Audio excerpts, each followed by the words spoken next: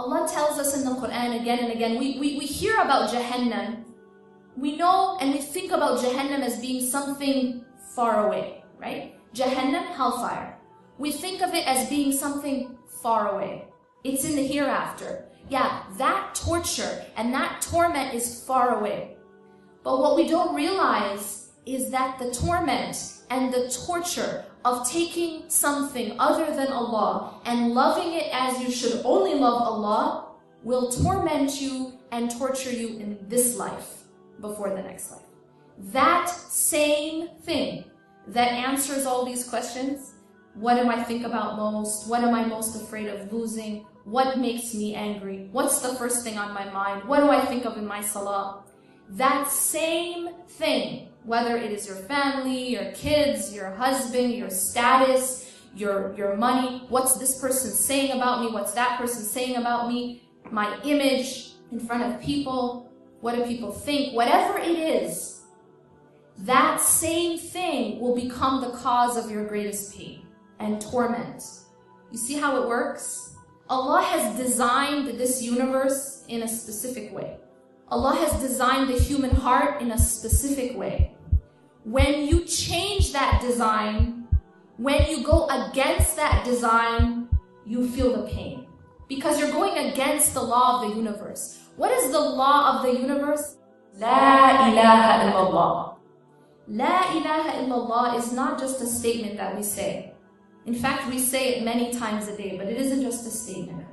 When you're saying La ilaha illallah, you are saying that there is nothing worthy of being put at the center of my life except for God.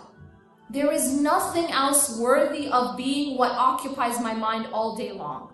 There's nothing else worthy of being the first thing I think about when I wake up in the morning, the last thing I think about before I sleep, what occupies my mind during salah. There is nothing else worthy of being that important, of defining me in that deep of a way, except for God.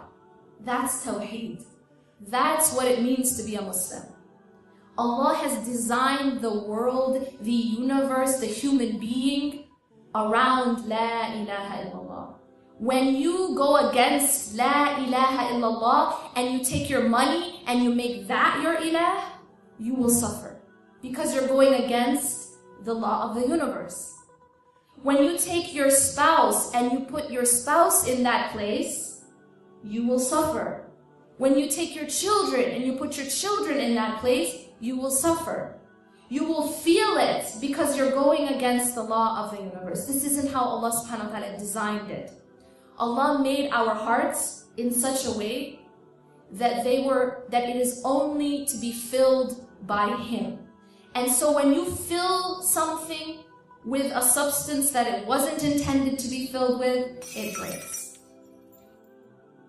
When you go to the gas station and you need to fill up your gas tank, and you decide that today, you're not going to put gasoline in the gas tank, today you're going to put orange juice. Well, not a very smart decision, because what happens? What happens is your car is not going to work. And in fact, you will break that car. When you fill the gas tank with orange juice, you're filling it with something that it was not designed to be filled with.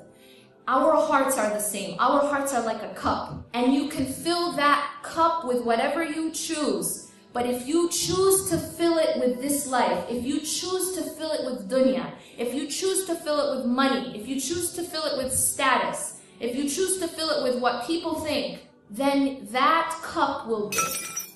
That heart will never feel at rest. That heart will not feel peace until it is filled with what it was designed to be filled with. And that is Allah subhanahu wa ta'ala and the remembrance of Allah, not the remembrance of the creation.